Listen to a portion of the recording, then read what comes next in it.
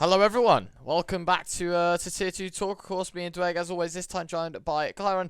Let's talk Counter-Strike, gents. First things first, how you both doing? It's been a while, Josh. KaiR0N, how are you doing? I'm pretty fine. Like I'm just chilling at this time because most of our team went to go for visas for the upcoming RMR. Like for me, it's not that hard because I already have it, so I don't really have to. I don't really have to do anything at the moment. So Good way to start it off as well, Karen. RMR. I'm sure that's going to be a big discussion here today, Ryan, because that's a big achievement, and there'll be a lot to break down as we continue on. Yeah, yeah, absolutely. Go on, KaiR0N, what were you going to say? yeah, for sure. Like this is a big achievement, but still, we have to keep on going and go for the highest heights. That's why we'll have Mm. to qualify at least. At least try to Yeah. qualify for major. At least try. At least try. Hope for the best. That's it.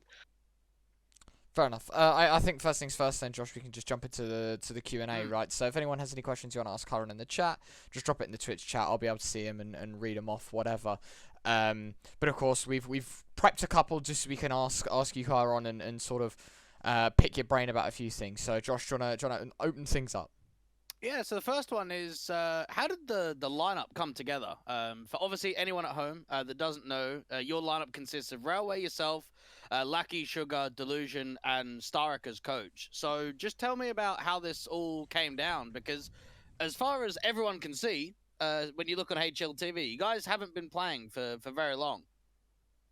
Yeah, that was actually really hard to build like a stable roster because we were just mixing with each other. Like most of the times, me, Sugar, Lucky, and like Railway, we've played in a different lineups few times, like as a mix. We've played like Cash Cup together with four of us, like against some game team we played, if I remember correctly, and against some other team in the final. But that actually doesn't matter. It was hard to create like the stable lineup, but then we got an offer to play on LAN, like on Perry White Nut LAN, and we decided to go for it. Then we won it somehow with Lucky and Railway. On that LAN also we connected to Sugar, and he also asked us about if we want to make a team. We said yes, why not? Then like Starix came to us and told us then there's like an opportunity to go for bootcamp. There's like an org and like a new org that's coming up, and we said okay, well why not? Then we had to find a sniper. That was like the hardest way. Like we could not find anyone for like few weeks. Like everyone was declining our offer because like they had their own teams or they weren't just not interested really. Like I don't know, like there was at least 5 men that decided to not play with us, and then like Delusion was the only guy who said yes, and then we just picked him up and he didn't play bad, so it was we're satisfied at all, full satisfied. That's why. Hmm. Well, I think the next one that we're probably both thinking, Ryan, is who is this org? We obviously know at Aura Gaming, you guys are representing them, but it's not a name that we've heard of before. I mean, even when we look at their social media accounts, it seems to be very new. So, is it owners from maybe previous organizations, or can you give us like a little bit of history behind these guys? I'm not sure that I really can do that, but the only thing I can say that they are completely new at this, at like esports in general, and like they Okay. just wanted to build a team, and they came to Starix and just told him to build them some roster which could be stable, could show some results. And that's how like we're here right now. That's it, Hmm. I guess. You mentioned boot camp. Is that something that is going to be a consistent thing, or like a one-off because maybe you're making the RMR, or how often do you reckon you could use the boot camp? I guess that could be that consistent because like some of us have really big troubles to play at home. For example, Lucky or like Delusion, they have like really bad ping. And like Delusion also has a bad PC at home, so most of the times they will spend a boot camp just playing and trying to make themselves better. What about like the general team? We're going to bootcamp before the Arama. Like I'm going there tomorrow already, so before the Arima, we will have some practice, and I'm not sure how it will be like after it, but most of the times I think we will spend on it. So it's Hmm. kind of our bootcamp, I would say. Fair enough. A question for you then is, we always ask our guests this that come on. What is it like playing in such a competitive Tier 2 scene? Obviously, the last 2 years or so, maybe probably the start of COVID, right? We had such an influx of teams, so many tournaments, so much online stuff. What is it like playing in that environment? That's actually like really interesting. This because like on a tier one, this makes for me, for example, like less interested because I'm not really interested in watching like tier one teams like every single tournament because there's only same matchups. There's most of the times like all the same people playing, maybe the same results. Sometimes like they some of the teams can upset, but most of the times it just basically happens the same. What's about tier two scene? Like there's so many opponents and like this really low chance that you play like 3 games in like 3 months against the same team on the different tournaments, which is really nice at the moment. I feel like this is how the scene can grow up here for sure. Sounds like us, Ryan. Yeah, it seems like he's got the same belief in the tier two Yeah. that we do. One of the things we ask as well is warm up routine, KaiR0N. What's that like for you before an official and maybe before a practice as well? Actually, I don't have any routine. Just go for Ooh, pistol deathmatch and like go for like 50 kills. That's like totally enough. If you feel really? if you Okay. feel comfortable, then it's fine. Like if Oh, you won't feel comfortable, you won't feel it anyway, even after the warm up, I guess. Like it doesn't matter. hmm. It won't help, in my opinion. Like I usually do not warm up or just go for like pistol deathmatch Damn. because like it's warms up your hand and makes your aim like more clean. That's why. Fair enough. So we're going to exclude Tier 1 specifically for this. We are the Tier 2 talk. So ignoring the top teams, who is the best player you've played with and against? That's like a good question actually. I'm not really sure what to say at the moment. The best player I've played with, like in a team or in general. We'll go in general. We'll go with in general. I guess like Nickelback, but I'm not sure. Like this guy understands a lot in the game and like he's really positive and brings like lots of confidence. That I guess that's him. Like this, like for sure not like Entropic are not for sure tier one team like 100% stable tier one. Hmm. They're more like 1.5 tier. That's why I would say him. Like if we go a little bit deeper to the tier two, I would say like Lucky for sure.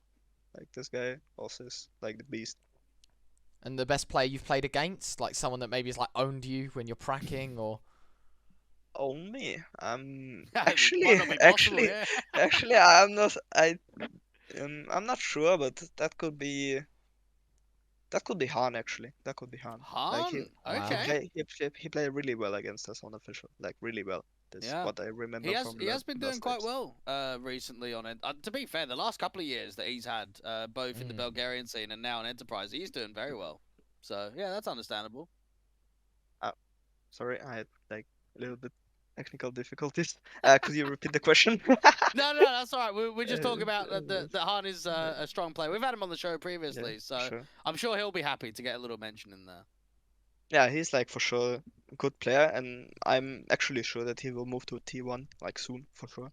Okay. Because if some international team would need an AWP, this guy would be on a tier list as well. Like he's really good. 1.23 per like 4 months in an enterprise, which is really impressive, I guess, even for the sniper. Hmm. Yeah, maybe. We'll keep our eyes on then, right? See if there's Yeah, for sure. any pickups coming. What's the next step for you guys to the team? Would it be qualifying to the major? Like, is that the next one? Obviously, you got the RMR in a month's time. That's got to be a close goal.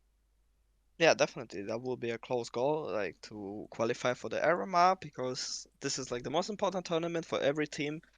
And if you qualify for major, that brings like so many opportunities, for example, to play on different kind of championships. For example, like this CSR Rotterdam. For example, if you qualify for LAN, most likely you would get invited for the even LAN stage. So that's why it brings lots of opportunities, and if you don't fail them all, like it could bring you to the higher level, like Major did to Spirit. Of course, like they went really high through, they went to the playoffs of it, but even if you go like just to the basic group stage, that would bring you on the higher level for sure. I think that's like the main goal for sure. Hmm. Fair enough. Okay, Ryan, you got anything else? Nah, nothing really, fella. Yeah, keep it simple. Yeah. Don't. There was nothing in the chat, so that leaves us picking your brain a little bit easier. No need to think of any more questions. So I guess we can move on to the second topic, right? The finished events that we have, Josh. I don't know. There's a fair bit to talk about. Maybe we can break it down a little bit more. I think we'll start with the UK event, and then we'll expand a little bit more. KaiR0N, you might know actually some of the teams in the UK event, because we were pretty impressed to see the outcome that we had in terms of the teams, Josh. I think it's safe to say, like, we have, 7 of the top 8 teams, I'd say, in this event. Obviously, for those at home that don't know, we're on about the Beyond Invitational Summer 2022, where Eco won. I'll bring it up on screen for everyone to see now. Feels like the Eco reign is coming in again, Josh. Ever since the plus tadpole, the plus tadpole pickup, we are talking Eco's business. Obviously, they beat 1pin earlier in the tournament as well, which is a side that had some pretty deep runs in the RMR qualifiers as well. Not quite making it, but I think they were due to play Los Cogutos, right, for the main stage, and then lost to Sora in like triple OT. So that's probably like the most notable thing 1pin are here for right now. Obviously, ITB are currently 50th in the world, top 60 in the world. This was a big turnout. Obviously, we had 7 AM and Blackcan play each other. That was the preemptive one for the one out in Frag that we had yesterday. But Eco won it. KaiR0N, I'll ask a question to you then. Have you played against any of the UK teams, or have you had any experience playing against them? Yeah, like recently we've played against Eco on EC Advanced. Wasn't like the hardest game, to be honest. We beat like them on Vertigo. It was like 16-10 or something like that, and we just lost few stupid rounds that we should not ever lose before it. But even though we won with a big gap of rounds, and before we faced 1pin and like Cash Cup qualifier, and we lost 16-8. It was like a disaster. It was like before RMR qualifiers, and everyone was really upset. But then RMR qualifiers came, and we decided to win Astralis on the next day almost. So it was it was weird. But actually, I'm watching some kind of UK matches, and I saw 1-5 from Artist on this final of this championship, right? Yes. Oh yes. Like on on Inferno, I guess, as I Yeah. remember. Yeah, I saw it, and like I have some friends out of UK scene, for example, like Cypher. I'm really good with this guy. I'm not sure why he didn't participate in this event. I guess like for Into the Bridge. I don't know what happened actually. He got banned off Face It apparently. Really? Yeah, like he for got being toxic. I don't know. Apparently, it was like he got banned for multi-accounting or something, and like apparently it was like misplaced, and he got banned, and then he was like unbanned the day after this event ended. So that's why he didn't play in it. Apparently. Oh, bro, that's a disaster, bro. He could farm, and I guess he could farm for sure, and that's actually sad for him, because they would win, I guess, if they would have like the complete lineup, because it was really close game in the final, I guess, and they could have won for sure on Inferno, for example.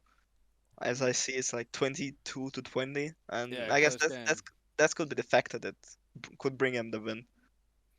Well, I'll add to this, Ryan, and say this was a back-to-back ITB versus Eco Fanbit final from the last Invitational, right? It was a bit different. I think Fanbit got absolutely owned in that game. I think it was a 16-2 and then maybe a 16-13 or something, but it was a 2-0 kind of stomper. Where this time around, it goes 3 maps, it goes the distance even to a double OT. Draken, I thought, played really well this event, but couldn't get ITB over the line. One thing I will add as well is the veto. Very interesting from Eco in the semi-final against 1pin, where they actually picked Mirage. Now, I think a lot of people in the UK scene will know that Eco insta-banned us too, and do not like Mirage. And for some reason, picking Mirage in this sort of game when it's a semi-final was a massive curveball, and maybe it kind of helped them out a bit to get them through. But there are some competitive series overall. Win on Mirage is a win. There's no way. There's nothing to talk about for sure. Win on Mirage is a win, bro. That's it. Win is a win. That was confident by them for sure. That was really confident. They were for sure ready for that enemy won't be like watching their Mirage games. So They knew it completely. Easy for them. And they had some stand-ins as well, didn't they? I think Christ was playing in one of the games in the semis, and then they had as much of the full lineup as possible come the final. So that there's been a few stand-ins here or there in some of the eco games since iSeries, but being able to beat ITB and to now think that this is 2 events, Ryan, back to back, in which they beat them, because they beat them in the Blast Qual and now they beat them here and beyond. There's a bit of a statement now for eco where it's not just a one-off. Yeah, I don't think there's much else to talk about other than the fact Tokyo XD are back and the curse of Eco losing to Smuya is over. Yeah. That's happened way too much in UKCS, so yeah, nice to see. Obviously, the 1-pin lads picking up a win over X-Ravel, which is kind of expected. The 7 AM lads, different to the frag result. Obviously, they still won, but it was a 2-0 out in frag, so 7 AM doing a bit online there that clearly showed. And one other thing I wanted to bring out is K10. The fact that they took ITB to overtime. Okay, sure, True. it was a stand-in, but it was Wolfie that was playing. Like, he is one of the best players we have right now. And the fact that Vertigo goes to overtime and they take 11 rounds off of ITB on Mirage is crazy to me. So I just thought I'd add in there the old Moshi lot that they did a pretty good job there. But ultimately, Eco doing very well in the grand finals. Really nice to see, obviously, that they get to pick up a win there and whatever. I think leading us quite nicely into the next thing I wanted to talk about, and we both wanted to have a little chat about, Josh, was the most recent events in the Blast qualifiers. It's called like the Gamers X EU Champions or whatever. Yep. Obviously, we had the UK version of that. We talked about that on the last show, sort of what coming into it. Eco obviously won there, but I think now it's our time to actually have a look at the brackets, and I know, Josh, you're going to absolutely have a great time here discussing this one. As am I, if I'm honest with you, because wow, am I disappointed. Did you watch any of this, by the way, Car, on the Blast Qual, which was the EU one that Fnatic played in? It's actually a pain for me to watch these qualifiers because CIS doesn't have a single qualifier, doesn't have a single chance to qualify for any Europe qualifiers. Like Middle Europe, East Europe, doesn't matter. We don't have a single slot for it, and that makes me sad at all. Like we don't have a single chance to qualify. Like when we could even like play the Eastern Europe qualifier on like Western Europe, whatever. Just give us at least 1 point, just one try for one team to get to the blast. It would be like really great, but otherwise, like, it makes me sad. That makes me sad for sure. Yeah, that is a good point. Yeah, actually. So that means no CIS teams other than a partner team can make any Blast event. I was gonna say they changed the rule. Yes, the day before the event started, that CIS teams could play. At least, let me double check actually, because I think I got the message on my Discord from them, because obviously I was covering the event, and I'm pretty sure they changed it last minute. I mean, it was like horrific notice, but they said, might have changed some rules. Yeah, I think they did say. Let me double check before I actually leave that point with you. Let me have a look. Well, it's an opportunity while you look at that, Ryan. Yes, for me go to on. have a look at some of the teams.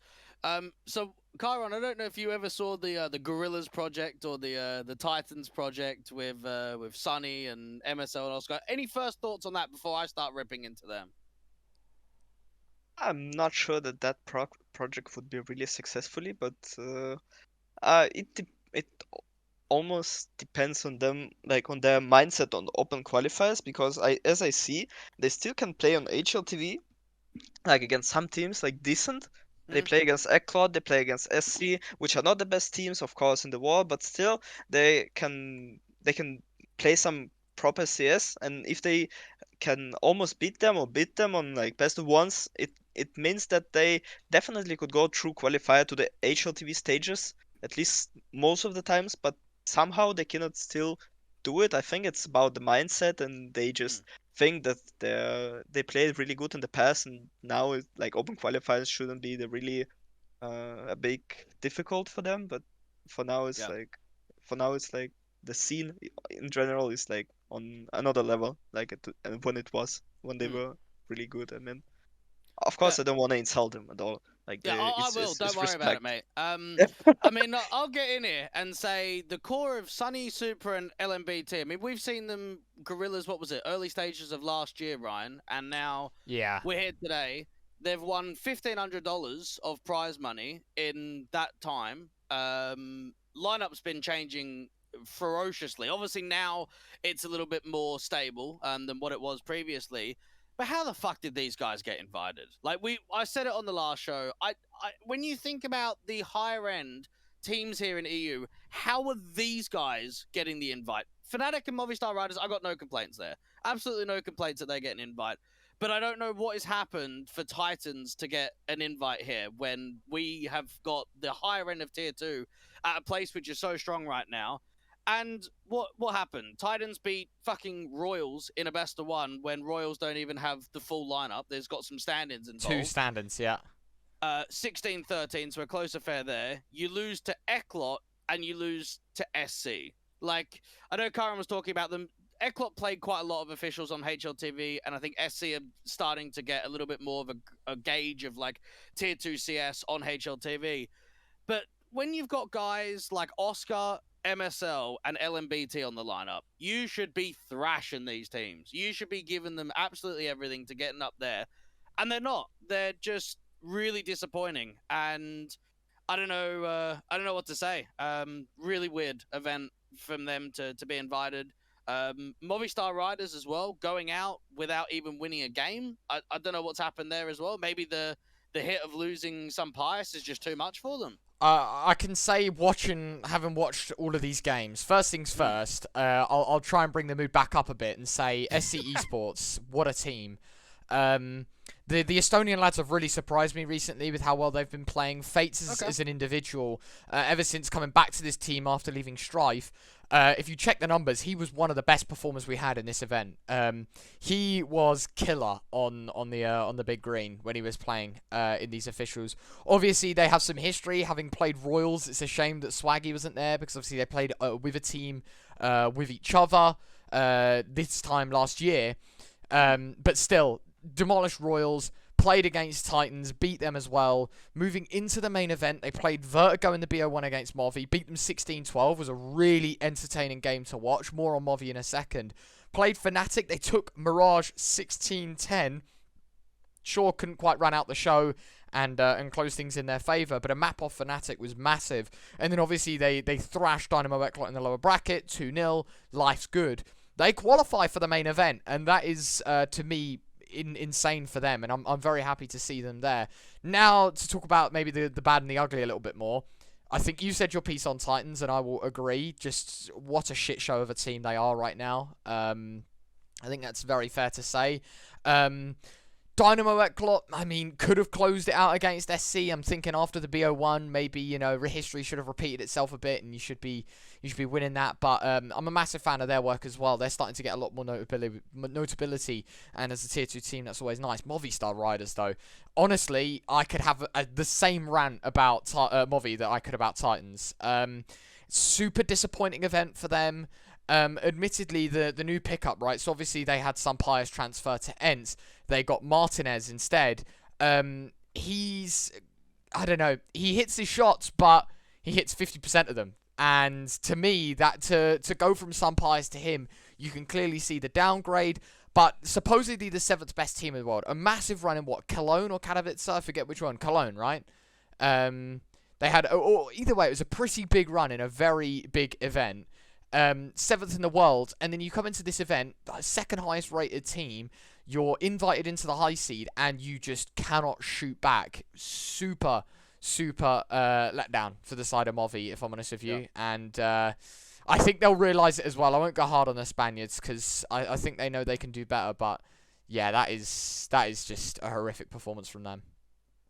What do you think of SC, KaiR0N? Because I know in the past you've had like the Latvian Lions and SC, but we haven't had a top-end Estonian team forever. I can't remember the last time they've had a decent team. Like, I guess the only team I remember from Estonia, like the full lineup, was Online Bots. I guess it was Online Bots. Yeah, mate, that is so long ago. That is so long ago. Yeah. Yeah. And I guess it's came because Fates came to them. I don't know. This guy, in my opinion, is like really underrated player. I don't know. He has like really good. He has really great statistics. Every single place he've been, and nobody said before that he was kind of a toxic or kind of a bad personality or something else, but he still did not have a lot of chances to prove himself in like great teams. The only team that was like around top 30 was in my memory, it was like, I guess, Hell Races and Smash, and after that he had like no chances to prove himself once again. That's really weird for me. But since he came, as I guess, like, he's an IGL for now, and he brings some fresh ideas to them, and he has like some guys that can press mouse one really great, so that's quite enough for them to win.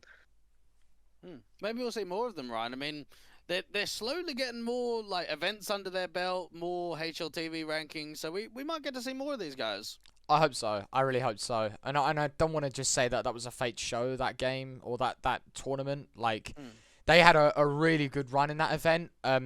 They played 6 games, right? 4 of which best of 3s. They won 2-0 over Royals, 2-1 over Titans, and they took a map off Fnatic and beat Dynamo Eklot 2-0. No doubts in my mind that come, after the weekend, Monday, when the HLTV stats obviously get pumped back in, I honestly could see SC maybe rising to top 50. Possible. I think taking a map off Fnatic and obviously beating Movi, maybe the Movi rank will come drastically down, and I hope it does. Beating Movi is a free ranking for now. Exactly what I'm saying. Like, it is very, very free. And something I'd like to point out as well, alongside that, not just Fate, who I was correct, he played 12 maps of Counter-Strike, and he dropped a 1.25 rating. That is similar. That is the exact same as what Oscar did over at Titans. He outperformed Crims, he outperformed Alex, he outperformed Roy, and he's 0.01 below Mezzi, who was the second highest rated, and 0.02 below Fasha, who was the highest rated player in the event. And you got to think that Mezzi and Fasha with a 1.27 and a 1.26, they played 4 maps. Fate's played 3 times that. He played 12 maps, and he managed to drop a 1.25. So I'm in complete agreement with KaiR0N, and it would surprise me seriously if he doesn't get an offer to a decent tier 2 team by the end of this year. Honestly, I think he might not want it though. I mean, that's the reason. He's maybe it's just comfort playing with the Estonians, right? But yeah,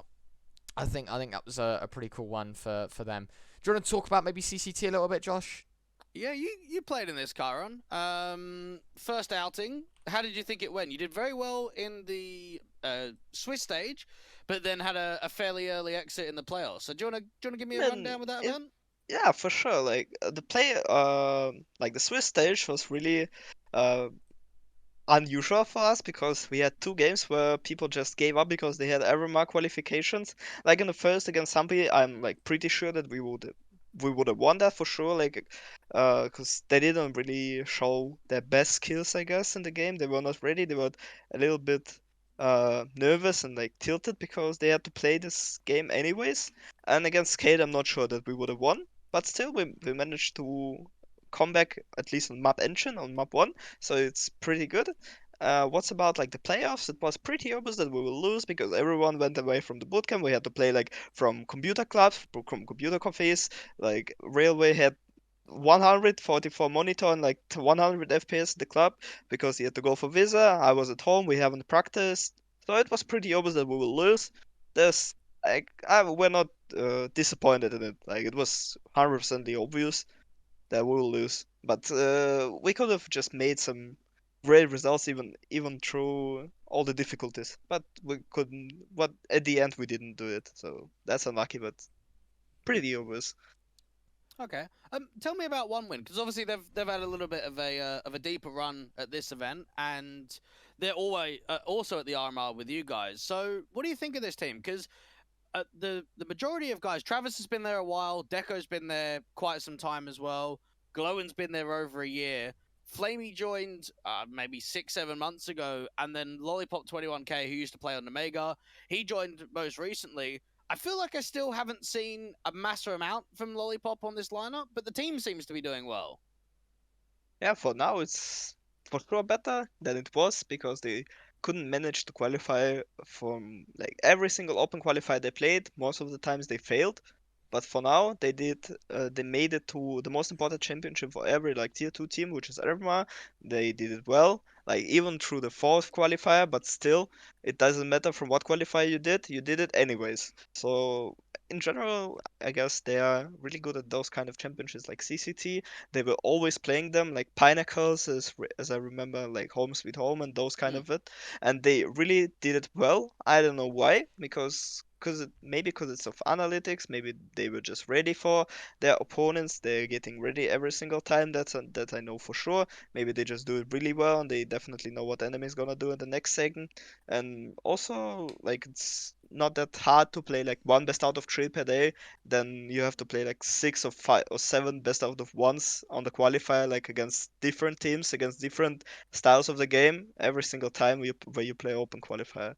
But for now, they're really doing like better than they used to I with the was previous lineup. I was gonna say as well, the run that they had in this event was really impressive to me, and I guess the form that they've been in has been pretty good. If we come back up here, obviously for them, right, they got invited as one of the high seed teams, which means they skipped the main Swiss stage.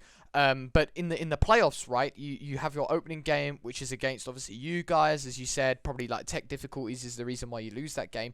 You go on to play Forza, and okay, sure, one of the games goes to overtime, but you beat Forza 2-0. You then play Falcons, who obviously, if you look at the Falcons team, sure, they're undergoing changes, but you've got MBK and Masuta on that team, right? And so you're expecting pretty good results from them. They smashed them, right? The nuke game was close, but Vertigo, they get stomped by one win. A bit of a shame that they lose to MIBR, who, again, props to them, actually go on a pretty decent run of themselves in this event, as I'll touch on in a second. But what a best of 3 finals this was. Bit disappointing that Nuke obviously only went the 16-6, but the first 2 maps, as competitive as you like one win really put on a show. And that leads me to my next point. MIBR winning, they go on an unbelievable run in this event, right? Even better than that of 1 win. They come into this event, they play Tricked. I mean, sure, Tricked, you know, you're not expecting much. You play Monty, who, by the way, have looked insane in recent times. I'm not too sure if this was played with Boros or not, but either way, they beat them in a best of 3. They then play EC Kiv, which is another team I think me and you, Josh, will have very high respect for, just because they've been, you know, putting in the numbers, maybe not as much recently, but they've definitely been proving their value. Yeah. And then they go on to beat 1 win as well. Like, the top 2 teams in this event have really surprised me in how well they've conducted themselves.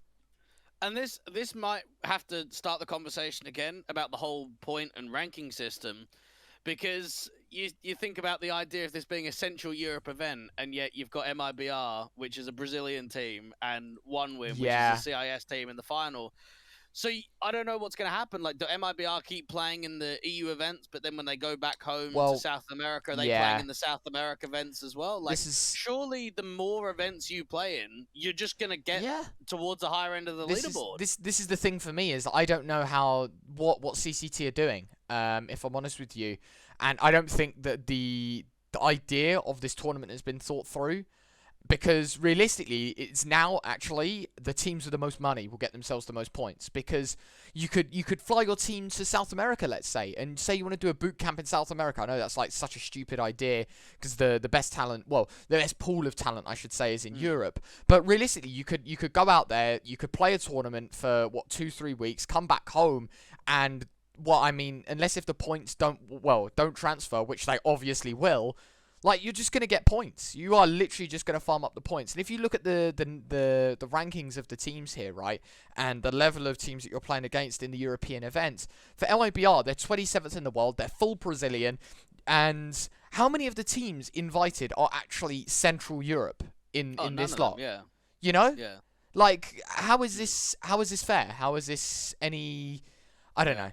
Maybe just more clarification in the future for the next few events. I'd like that. Out. Yeah, I'd like to see how the next few events pan out. But obviously, I don't want to slate the event too much, because the tier 2 scene deserves like a circuit like this.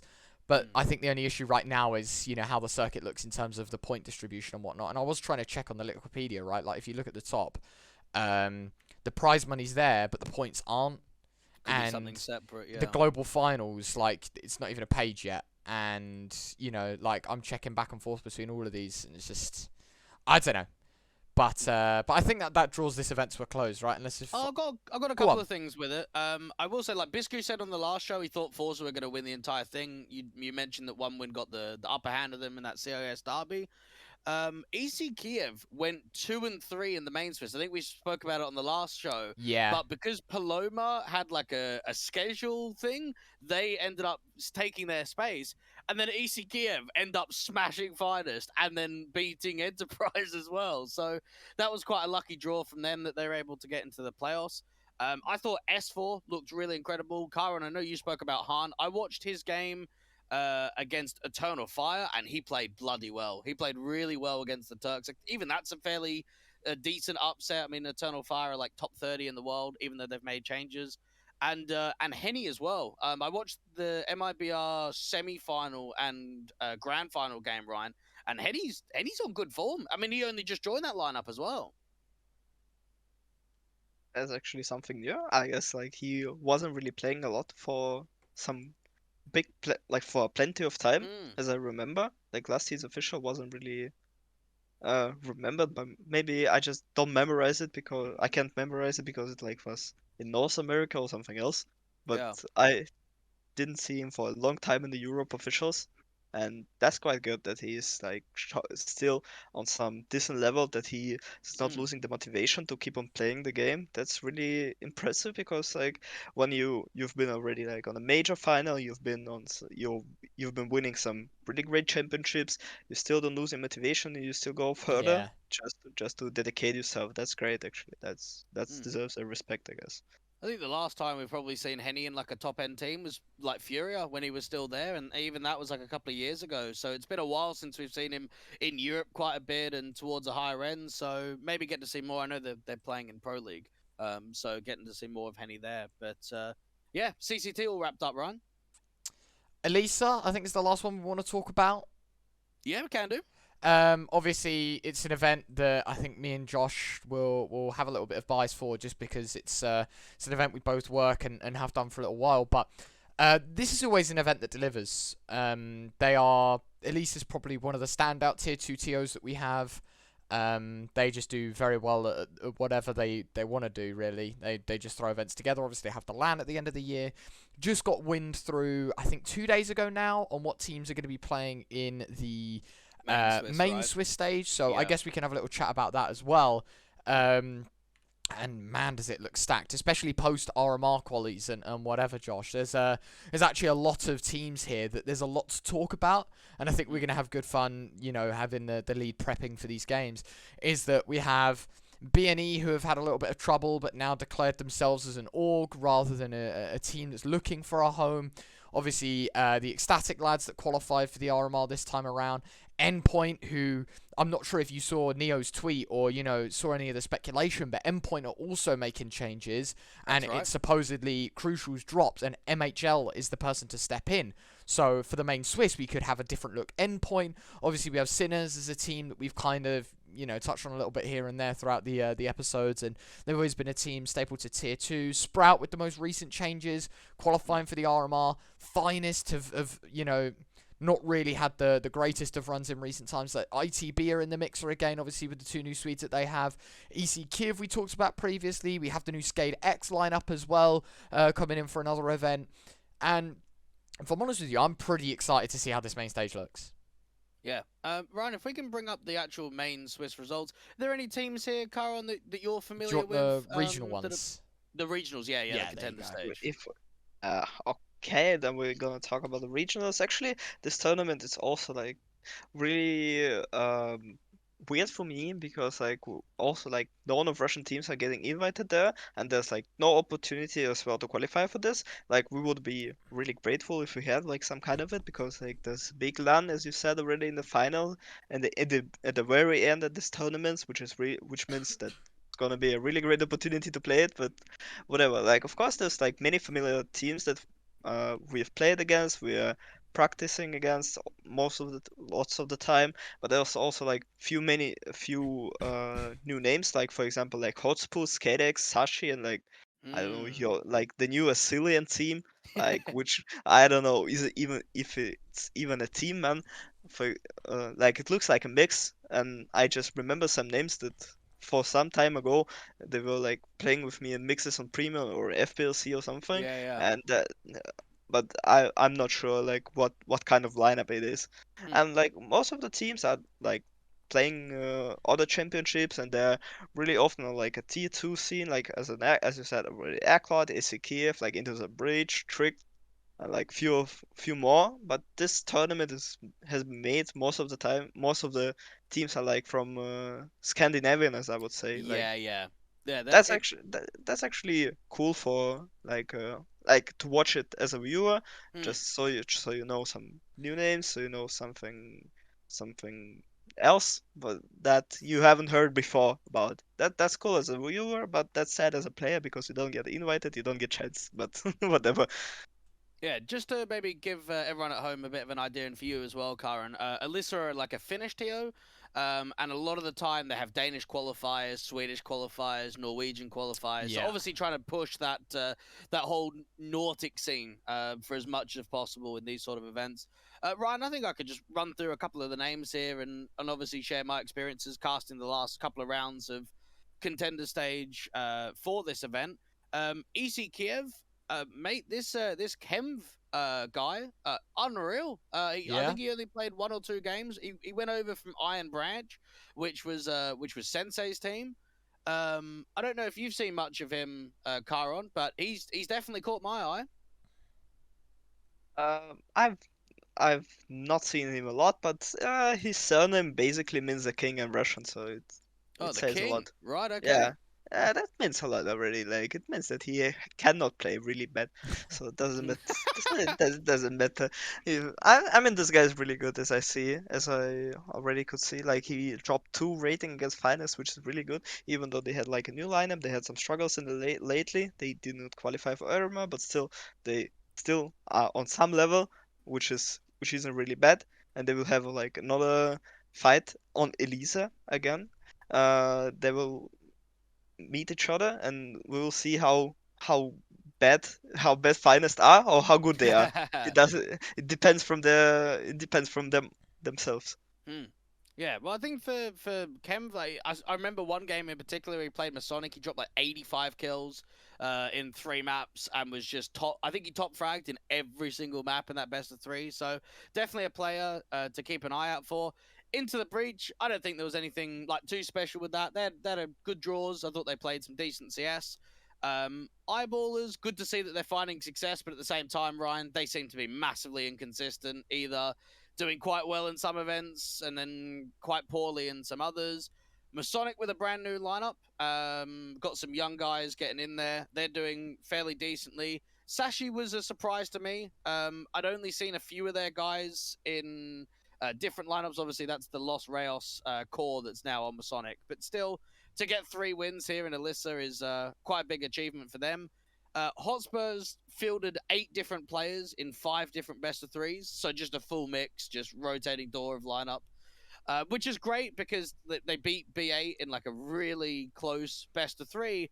But at the same time, while it's a great achievement to make main Swiss stage, it's like a full-on mix team. I Yeah. don't know if they're practicing, the lineup Yeah, keeps yeah. changing.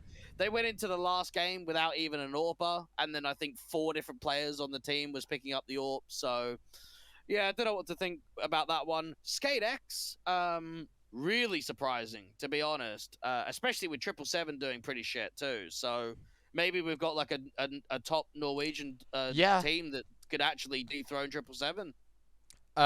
One other thing to note is that there was 15 teams that actually managed to Oh yes, to true. play. We'll talk about the Skade Holt scenario in just a minute. I was going to give a little bit of input about this Skade X team. Maybe I'm a little bit biased just because, you know, the lads obviously from Skade X, I've coached a couple of them. I mean, if you want to have a look at the teams, I can bring up actually all the players here for everyone to have a home look at. Obviously, Gruss I've known for a little bit. Truth I've known for a little bit as well. I think I've even had a chat with Marcelius at one point or another.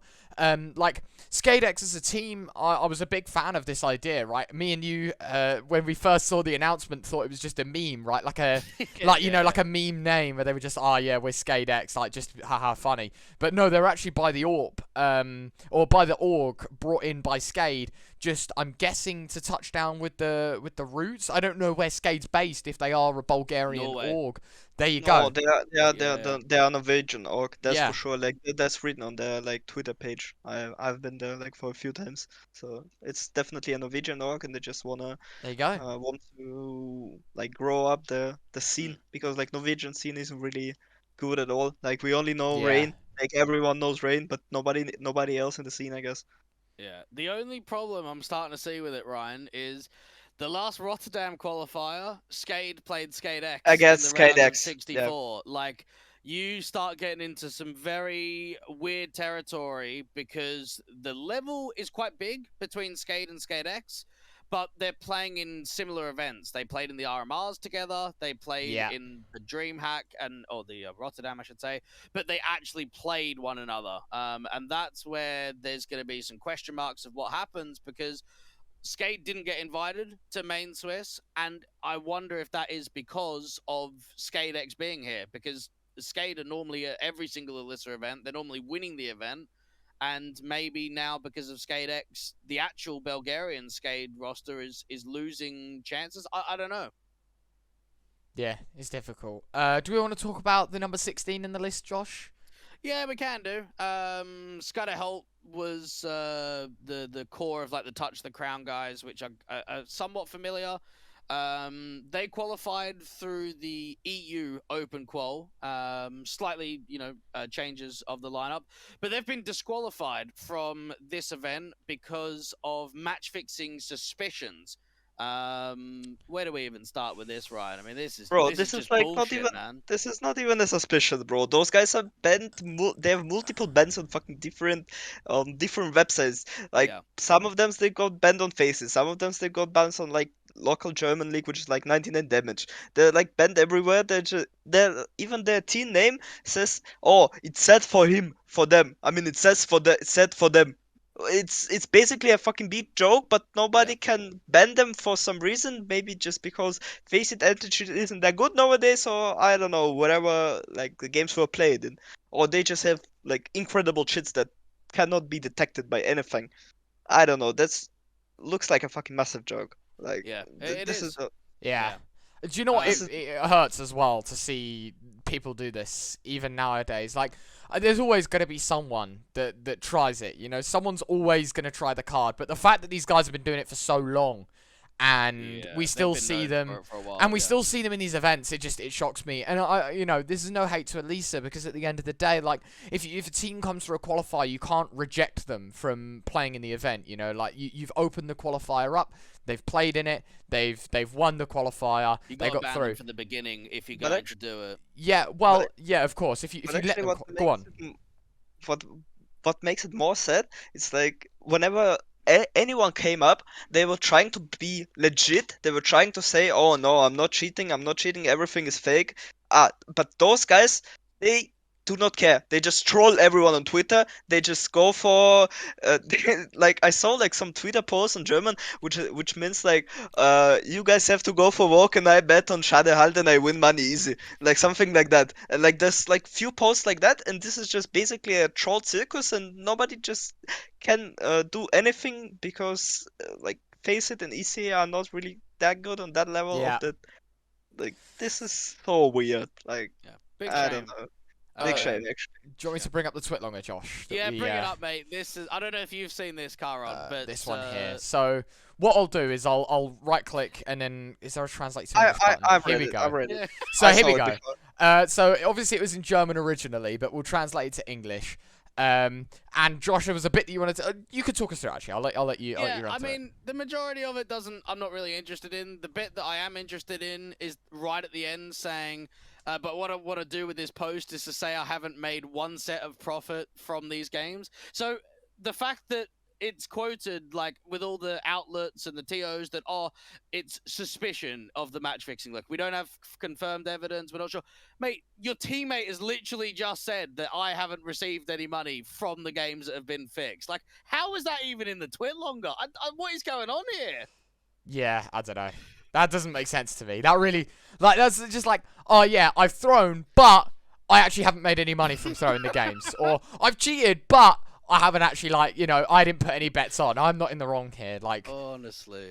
and the thing is for Ridiculous. me, right, is like the worst thing actually that you put pointing this out. What I want to talk about a little bit more is the fact that there's no like here you can see like his story, yada yada yada, like headlines on HRTV, match fixing suspects, like basically he's trying to give a bit of backstory to it, right? And then at the end he's gone, I want to distance myself from these guys here. Like, what if you're cheating? Like, of course you're going to distance yourself. Like, if you're not cheating, you're going to back the team. But the fact that he's kind of pulled out and he's gone, whoa, I'm nothing to do with this, and I haven't made a single penny from this. Like, yeah, dude, see you later. Like, I couldn't give a shit, to be quite honest with you. Like, you're just as bad for partaking in the actions. I think it would be very different if he says, like, I have no clue if they are. I think there would be a completely different stance. But I think this paragraph here, That doesn't show that, yeah. yeah, it means, like, you know, Yeah, definitely. Like everyone on the German scene news knows what KaiR0N like powering those guys like from Yeah, TDC like did before.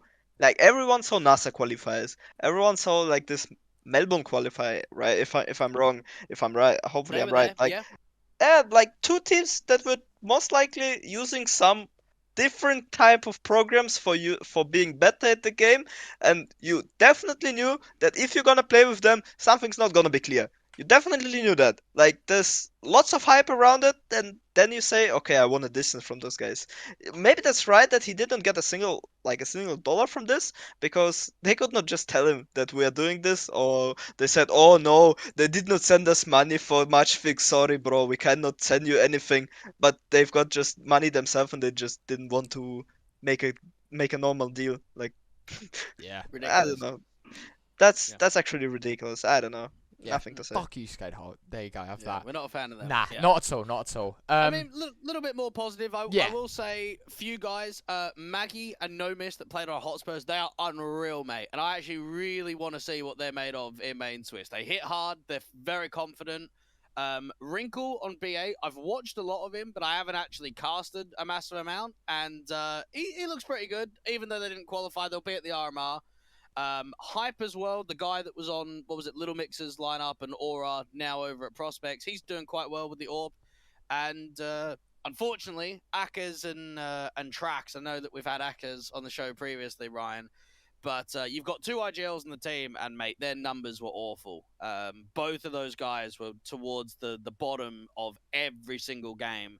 So it makes me wonder, you know, do you have to get rid of Akers, maybe move him to coach and keep Trax, or do you just weigh it out, give it a few more months? I'm not sure. Capson as well, that was playing on Eklot, thought he was kind of underwhelming, and Daitor was pretty average in this event, when I know that he can be a lot better than what they've actually shown. Yeah, fair enough. I think that's about it, right? We can move on to the Rio RMR.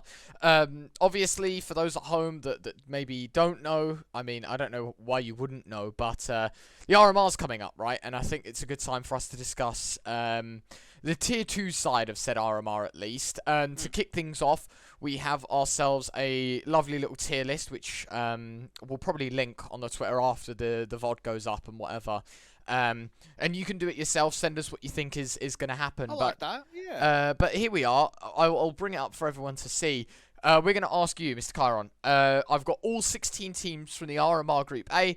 We're going to discuss about them. And this is the RMR Group A tier list, where you're going to filter the teams into they should make it out of the RMR, they could make it out of the RMR, they're unlikely to make it out of the RMR, and they have no chance of making it out of the RMR.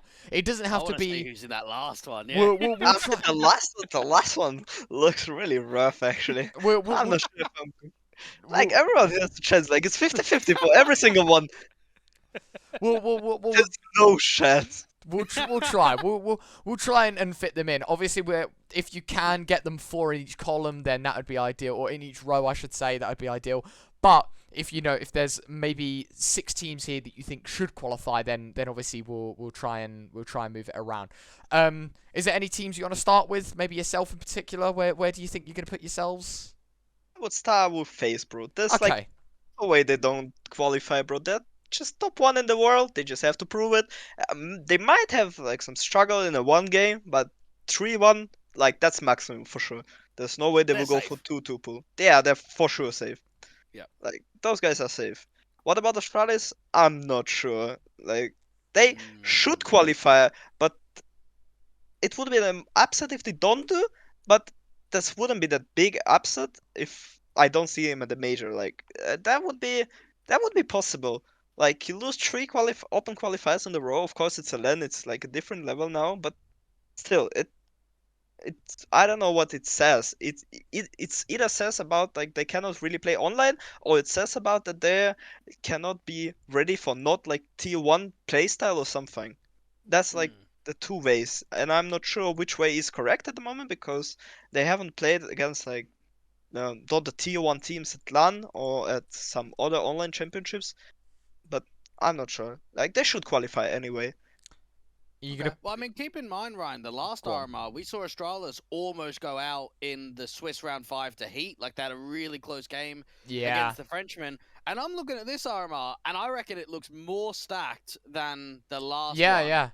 So, I'd actually even putting them in should, like, Yeah. I might bump them down to unlikely. Mate, I'm thinking no chance for Astralis. Honestly. Like, I'm not even... that is, like, genuinely no chance. If Astralis make it to the major, fair enough. Like, they deserve it. I don't put know. it in should because it's KaiR0N's list. Yeah, but KaiR0N's we going can share should. our thoughts as well. But if this was my time, they'd be in the bottom row. No questions Oh, no, asked, sorry. honestly. No way, Did you no say chance. should or could for Astralis, KaiR0N? I would say could. Like Could. there's Yeah, like okay. few more teams that Yeah, should. But Sure. okay. Sure. NIP then. Go on. NIP then. NIP like could qualify for sure. They should not because they have like some roster changes which nobody in the CIS community can understand. For example, bringing in Alexi instead of bringing in Sniper, and goes back to the English language, which isn't really good in my opinion. And like they could qualify, but that's 50-50 for sure. And even if it's not like 40 to 60 for them to not qualify, like that's weird. That's weird. But if they can like surprise everyone, that would be great. Okay, like they would deserve it for sure. Yeah, they might even be a little bit of an underdog in this event, Ryan. Yeah, Just I knowing think that, so. Like, Rez is AWPing, you've got a new IGL. Yeah. There's not really a massive amount of time from now till then. We're looking at, what, about 4 weeks? So, Yeah, 3-4 weeks. Yeah, okay. I Okay, mean, then, now's... Go on, sorry. Yeah, there's no problem. Like, there's G2, which for sure they should qualify for the major. Like, when there's guys they will qualify. They have Fuxi now, who bring like not that stable lineup to major. Like a few times, he even brought them to the playoffs. I'm not sure how it will be on the main major stage, but at this RMR they should qualify for sure. Like, they're good. They're good enough. Then it goes like to Cloud9 and Spirit, and they also both should qualify. Like those 4 teams that should qualify for sure. But I'm not sure about the rest. Yeah, the rest is getting a little bit more difficult. What do you think of Wonderful, by the way?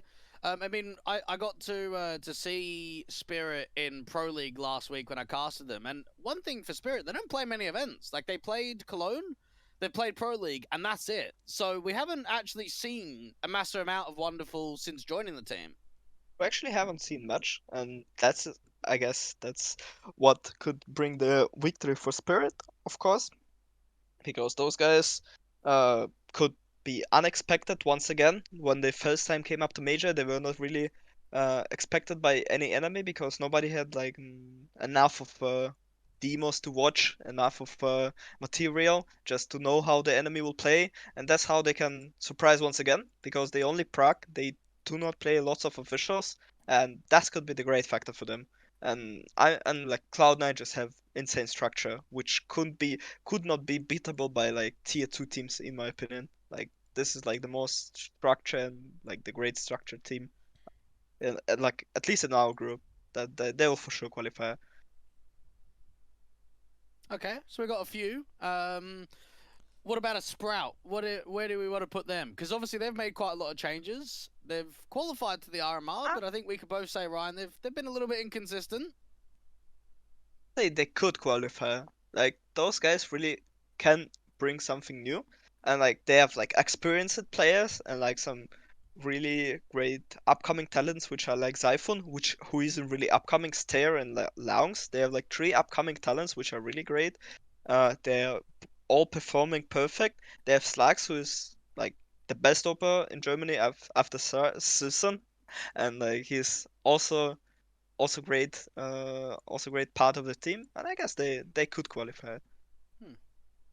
Okay.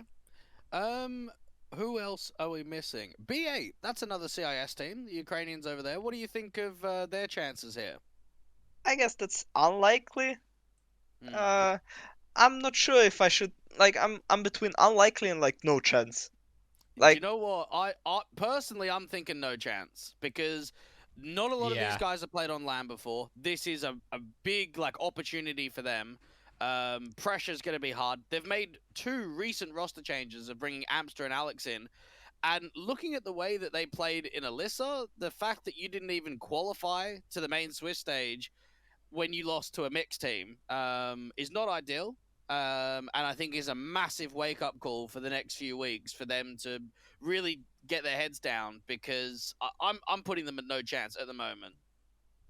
I'm like between no chance and really unlikely. That I'm not sure. But some like everything can happen and they can surprise. But in general, if you like basically look statistic wise, maybe look at the game they are showing right now up, I think there's no chance. But okay. Wait, at least I have to put someone on the new chance. Yeah, Like I like that. I'm not bad for bait or something. They're good players. But like I just basically have to put someone. Yeah. That would be weird if I don't do that. Okay, then okay, then I know like most likely another team that I would put in a no chance, to be honest. Like that's unexpected by everyone, most likely, but I would put Eternal Fire. I don't Eternal believe. Fire for no chance? I don't believe at all. Okay. No, I'm with you. I'm with you. I'm with you. Alright, I'm liking this. Keep going, KaiR0N. Give us some explanation about this one. I mean they've brought back like Pass and Major, which is really really risky. They've played Valorant for like a few years, if I know correctly. Like they've played since the game came out, and right now they have an IGL. They have a great IGL, which Major is, but I'm not sure if they can individually pass some and show some great results. They've like the only qualifier they've played really great. It was like the third one, and they did not have like the really great enemies against them. They won like the qualification match against Ecstatic, and before they met Eyeballers and Game of Legion, whose lineup wasn't really stable. Then they had forfeit against Fantasy, and they played Sangal in the final. Like they've won everything, but those teams are not consistent or like new, which are like Game of Legion or Ecstatic, who were basically new, like full new rosters that did not haven't played anything at all. Then they lost to Enterprise, and then they obviously smashed the Turkish scene, like the qualifiers for Blast qualifier. Like obviously there's no other team that could beat them in the Turkish scene. But in general, I'm not sure. I don't believe, honestly. Right. It's not a bad point. I mean, Yeah. one thing I think we can both agree on is that Eternal Fire were searching for an IGL. You had Xantares IGLing, you had Woxic IGLing, you had Emor IGLing, and Yeah. you just couldn't quite break it. So I understand why they've gone the direction of trying to bring Major back, bringing Paz in as But well. bringing Paz in as well is Yeah, there might be a weird. little bit more question marks there. We always knew that Eternal Fire used to go to a lot of the minors back in the day, and the qualifications were slim, if we're going to be honest. So we'll see what they're like, but I do like that take. That's not a bad one. Okay, then I would go like on the point which is unlikely for qualifiers, which are Game and Legion, us and Ecstatic, and most likely one win. Like those 4 teams are unlikely will qualify for the major, most likely because of that.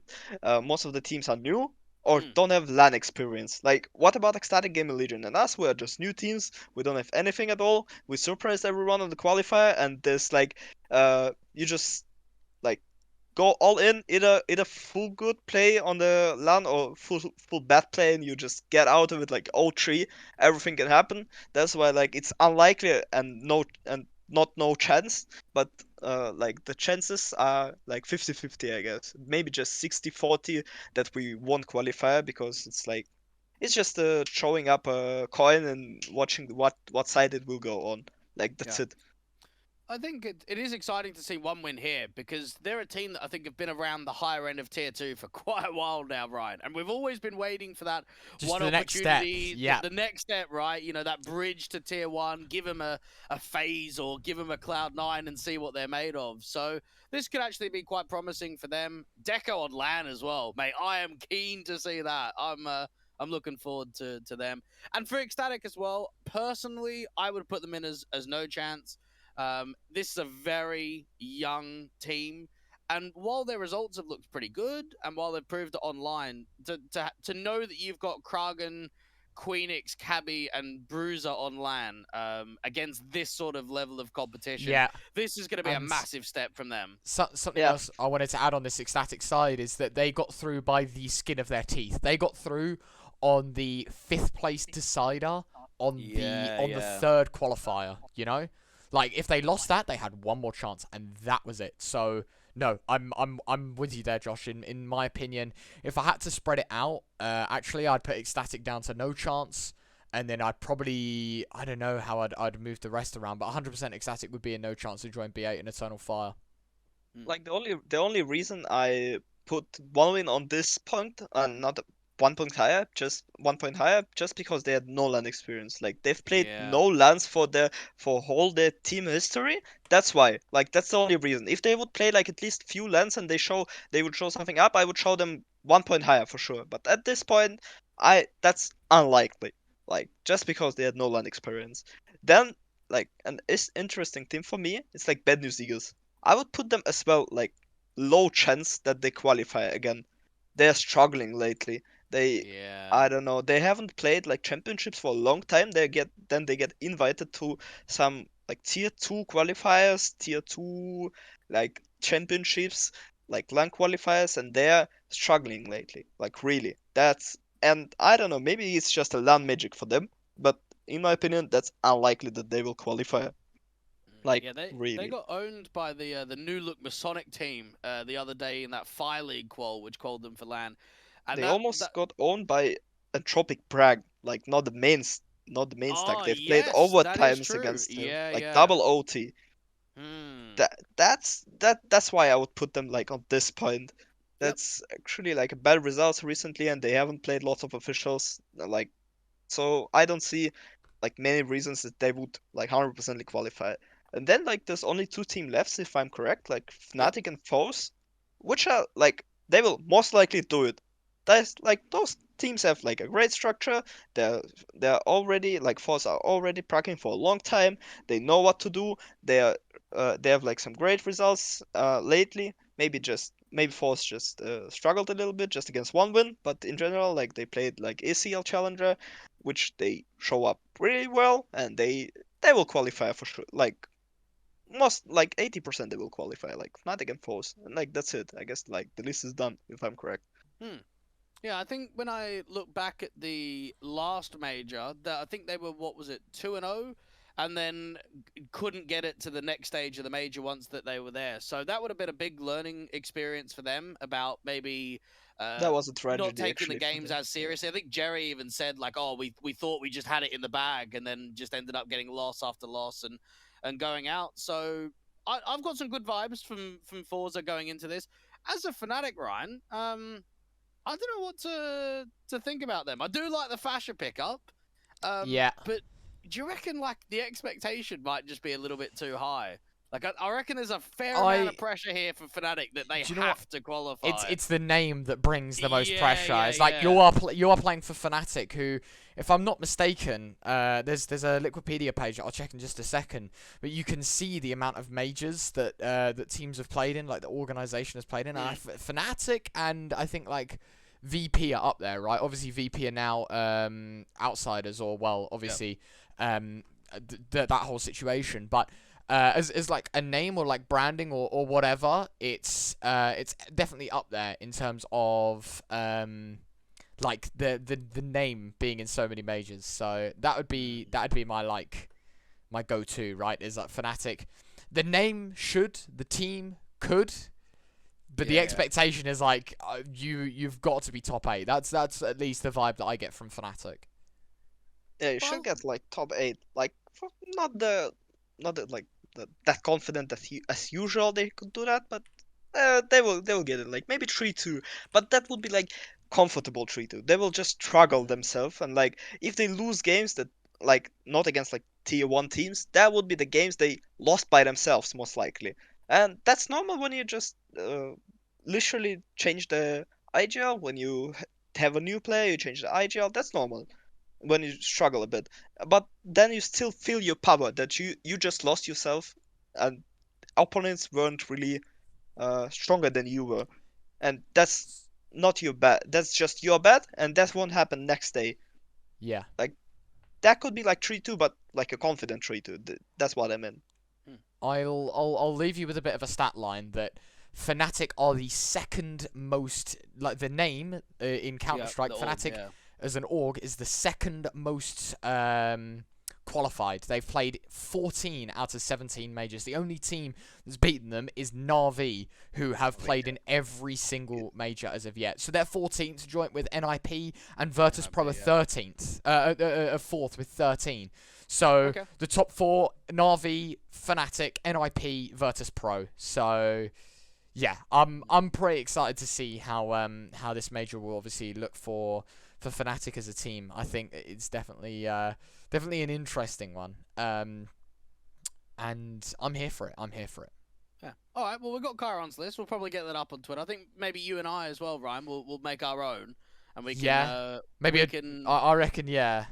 Judge ourselves at the end of the RMR and see how we went. Definitely do that, and we'll get that one posted out. I guess we can move on to roster changes then. The last thing that we can talk about. We'll quick fire through some of them. I don't think there's an awful lot to talk about, anyways, Josh. So I think this will just be a couple of minute segment. I will kick things off by saying I think earlier on we talked about the eco lot, and we had it in the last episode, obviously confirmed now. We didn't really get to have much of a discussion that Tadpole's coming back into that roster, and I think that's something else that I'd add. I'm very happy to see Kirk back shooting heads, so that's how I would start off the roster changes. But obviously we've got our list here. Na'Vi Jr. making some changes. Headtrick's gone. Yeah, I mean, I don't know what's going on here. So they fielded him for the main team for Blast. I think he did okay. And then he's just gone. So yeah. I don't know. Do you reckon maybe there was some interest perhaps in some of the other organizations? They've seen what he does. Something has just come out a couple of hours ago. I'm not sure how much you're a believer in the OB. Is it OB Overdrive on Twitter? Oh, yeah. What, the minus alien? Is that what yes, you're talking about? The minus alien scenario. So, obviously, we're not going to talk about that because it's not confirmed. But if that is true, that would be my guess where Headtrick goes. That's at least where my mind was going. So, you making the point of, is there interest? I reckon that's the one. Yeah. If anyone knows, it's KaiR0N. Is there any information down the pipeline of an Entropic new fifth?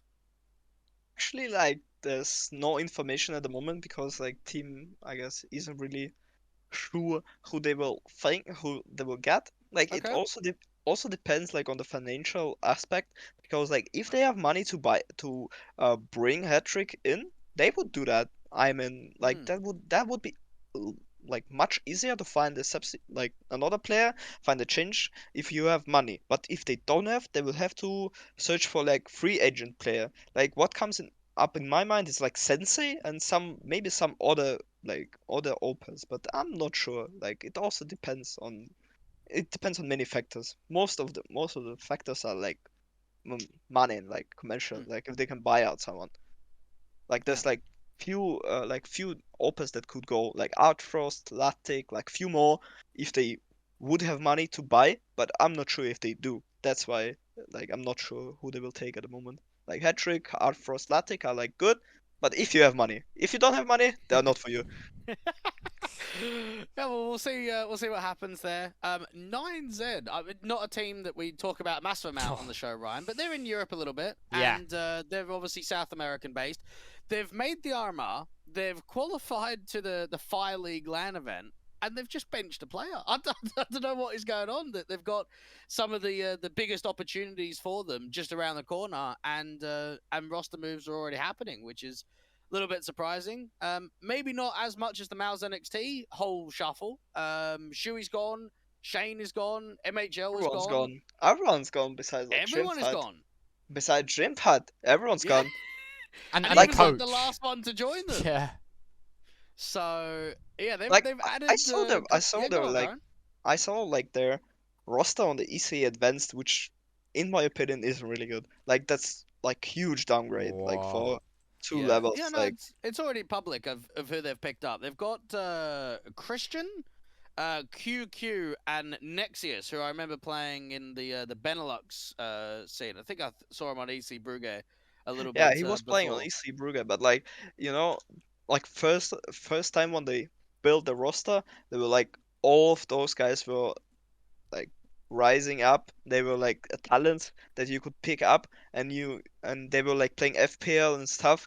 But as I saw, those guys are not really playing this FPL or something else often, and I don't know what to say. But as if you look just statistic wise on HLTV or somewhere else, that's not the choice that you could get if you want to be like top one academy in the world, in my opinion. Like that's they would. Maybe they just want to field an academy team because they've already had so many academy players go to the main team that maybe they're just thinking it's not going to happen for the next year, 18 months, and let's just rebuild completely right from the beginning again. Yeah, that Maybe. could be the truth. So we'll see what happens there. NIP and Astrala's fielding female teams. Now, I haven't heard anything, Ryan, but are you starting to get a bit of an idea that maybe there's another TO involved in female events, female leagues, something around the corner? Because now we're starting to get the push of like the tier 1 orgs getting involved in female lineups. It does, to me, seem as if there's been like some conversation in the back lines that, yes, you've got ESL Impact and they're doing great. Like there's a lot of involvement there. But I think there has to be more involvement if these orgs are coming in. So, something that has been announced a couple of hours ago is Nigma Galaxy got an invite to Yeah, the I did see CCT that. event. Obviously, I'm going to call it a male event. Obviously, not trying to drive the wrong way, but this is the first time since I think a regional, a GSL format and a Relog Media event last year. This is the first time in well over a year that a female team gets invited to the male event, right? To Yeah. one of the big tier 2 events that the male circuit has. I'm all for it. I'd really like to see how they pace up against the teams, obviously. In tier 2, tier 3 right now. They're in the play-in stage, so it definitely is going to be a grind for them. But what's stopping them from getting a couple of games under their belt and really, you know, shoving it in the faces of some of these teams? I'm here for it. But as you said, if all of the big names are starting to come in, I'm not sure if you remember, Josh, the original announcement for the female scene was that it was at 100k for the year, right? Right. Okay. We've had well over 100k in prize pools now. I think if you look at the female events that we have, the Impact alone, I think one of the Impact finals was 100k prize pool straight up. We have 2 cash cups a month, so they're bi-weekly cash cups, and I think they're for like $2,000 each, $1,000 each, something like that. But the actual amount of money that's now being pumped in, as well as all these online events, as well as the qualifiers, as well as these like studio events, like, I have no doubts as to why they're doing it. And on top of that as well, I think the exact same argument is kind of made for like if you look at Valorant, for example, that have like the VCT game changers, like their prize pool, I feel like is less than what we have here now. Why wouldn't you? Why wouldn't you make that step, fund the female scene a little bit more? And there's definitely some presence behind it. I mean, sure, it maybe doesn't have the mainstream viewing that the tier 1 male CS has, but I'm here for it. I'm massively enjoying the fact that we now have NIP, we now have Astralis, we now, we have all of the big names starting to come together, as well as obviously Big have a team, right? Or at least I'm not too up to date on Impact, but Big were involved, Furia, exactly that. Like, you look at Impact as a whole, yeah, I'm here for it, man. I'm here for it. I can't wait to see what the next event looks like. Obviously, Impact's going on right now. And that's always going to be an interesting one to see how it goes on and whatever. But yeah, as a division, obviously, like Nigma Galaxy won the Dallas finals. That was 123k in prize pools. Now we're starting to see the European division churn up another season once again. You have Big, NIP, Na'Vi, Nigma Galaxy. There's a team called Most Valuable Players that are yet to be picked up. No Fear that are yet to be picked up. But we have Entropic and Astralis that both have teams as well, which is always going to be a fun one to see. What I would like to say on that, though, is that there's only 8 teams, and 2 of them qualify for LAN finals. So to me, I kind of want to see more teams play. Well, I will add to that. I remember seeing Giuliano's team play in one of the Home Sweet Home events. I can't remember which one it was. That was the Relog Media event. I remember they played in one, and I remember they played in a few of the DreamHack Opens. They towards the end of 2019 and 2020, they got an invite or qualified to with all of like a Sparta and the decent tier 2 teams. So. Yeah, this could be maybe a step for continuation. I mean, even if you give them 1 spot, 2 spots every single CCT, every single rotate them around, regional, yeah, I think so. So yeah, we might be able to see more of that. No worries. Anything else? Yeah. Astralis Talent picking up Patty, one of the guys that was playing on Sashi, getting an opportunity on an academy lineup there. Fnatic Rising, parting ways with Depression is a slightly interesting one, considering they've just won the Academy League. So I wonder who they're going to get as an AWP. Any thoughts on that, KaiR0N? Actually, I'm like not sure. Astralis are just rebuilding, but that's actually like the thing should go. Like some players get away from teams, some get in, and that's not the worst way they could get. They're like mainly they get into the playoffs of the Academy League. Sometimes they just don't have like they have chances, but they don't realize how good they are most likely, and they cannot like beat someone in the final stage. That's the problem. I don't know what could bring and could fix it. Most likely it's just mental, and since they have changed the players, most likely it will be a little bit different. But it's just like it has to be. Like every academy team has shuffles, like really often. Like if you compare to the main teams. Heroic picked up Fnatic Rising's head coach as well. So there's some more pieces moving with them, which makes you sort of think, come the next Academy League season, Ryan, there could be quite a few changes getting involved. And then the biggest one, which is the most recent to the show today, is obviously Endpoint, Bench and Crucial. You mentioned the idea that there are changes coming down. He's been there for a very long time. 2.5 years? It's not easy to part ways with a player that's been a part of the core for so long. I think honorary Brit at this point onwards. Yeah. But we'll see what happens with him, to be honest, like where he next goes. Like it's got to be a European team, but with how strong some of the AWPers are right now, it might be difficult for him to find a home quickly, at least for a high-end tier 2 team. So I think he might have to wait around a little bit. I can't imagine he'll join like a Lowland Lions or something like that from the Benelux region. I think he's got to press himself for like a European team, surely. It's a little bit disappointing because his stats, I feel like, at least in recent times, haven't reflected how good he can be as a player. Obviously, some of his stats are going to be dropped because they played in Pro League, right? And the only win they got was admittedly against Na'Vi, which is insane to think about. But, you know, his stats don't look great. And so, for me, I'm just hoping Joey finds a compromise in sort of like, I don't know, maybe like an 80th ranked team, a 70th ranked team. I feel like around there, it'll be good for me. It'll be I'd be happy to see him get there. And I don't want to like compare the road to like Smooya's road, right? But do you remember when he went on Movistar Riders and absolutely demolished people in tier 2 and then got the call up to Fnatic? I think Crucial has to do the same here. I think he has to prove... Drop down a bit lower. I think he has to prove that he can do it and absolutely rail people in tier 2, tier 3. And then when that opportunity rises, say you've been playing in, you know, maybe like a Benelux core, or you've been playing in like the lower end tier 2 teams for a little while and putting up massive stats, then you can go... Do you know what? Now's the time. And then I reckon a bigger fish will call up. He's 25 years old. I'm not too sure what the what the idea is or what the ruling is behind an academy team, because I think you can make a single exception. So is this where maybe he looks to try and, you know, use the experience that he's had under Max with Mezzi? You know, he's had a lot of guidance through this endpoint team. Is this where he tries to teach someone and teach a team? Or I don't know. I think there's a lot of options. I don't think academy is the best route for him, but it's one that I will never close off in my mind. But I think, yeah, you just got to shoot for like a 70th team or something like that. And just hope that maybe something's around the corner. I'm just trying to have a look now to see maybe the options he goes to. Is there anything in mind in particular that you have as to where maybe he'd go?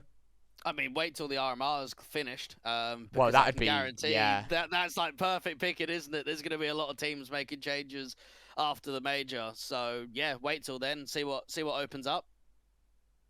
Nice. Anything else to add, KaiR0N? I guess that's it. Yeah, he has to wait till the RMR ends, then someone will come and pick him up because like he's really stable, and like sometimes like lately he has some struggles, but in general he's stable. He's shooting. He has like some great aim. Sometimes it's not enough to beat like tier 1 teams, but in general he's really good player. So like someone will pick him up for sure. Like yeah. I'm not sure what exactly team, but some international, maybe just it will be like that. Like Han will move to tier 1 and Enterprise will pick him up. That's like one of the scenario that could happen, but everything can happen actually. Like I'm not sure what team will pick him up. Just quickly before we close it down, Ryan, KaiR0N, is there any team you're really looking to play in the RMR? Play against? Play against, yeah. Ooh. Rematch versus Astralis? Actually, I would like to beat FaZe. Beat FaZe? Okay, yeah. Yeah. That caught me off guard. That caught me very off guard that you said FaZe there. I'd like to beat them. Yeah, why not?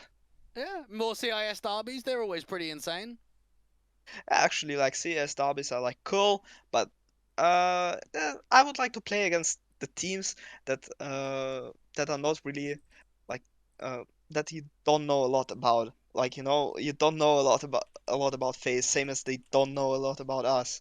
And like when you know against each other everything, that's like a different game, which I like kind of don't like. That's why like I don't watch like that much tier 1 CS. That's it, I guess. Like when you know everything about each other, it's like a different game. Yeah. All right. Well, RMR starts on the 4th of October, so a few weeks from now, and you're going to be playing Fnatic in the first best of 1 in that one. So best of luck, KaiR0N. We're going to be keeping an eye to see how you guys go.